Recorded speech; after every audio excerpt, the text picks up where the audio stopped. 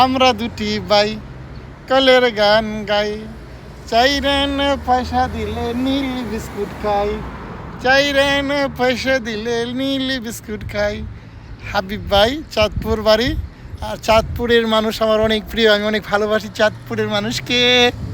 ঠিক আছে গাইজ, আমি কিন্তু অনেক ভালো লাগে চাঁদপুরের লোকজনকে। আমি প্রায় যেখানে দেখি সেখানে যদি বলে চাঁদপুর, তা আমার বুকের মধ্যে জড়ায় ধরি।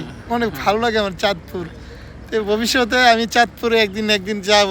ঠিক আছে, অনেক ভালো লাগে, আর ভালো লাগার মানুষও থাকতে পারে। ঠিক আছে, তো আমি যাব। ঠিক ভাই, আপনাদের এলাকায় যাবো, কি বলেন?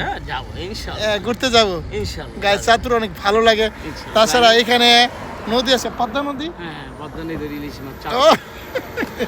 পদ্মা নদীর ইলিশ আমার কাছে অনেক ভালো লাগে, আমি যাবো।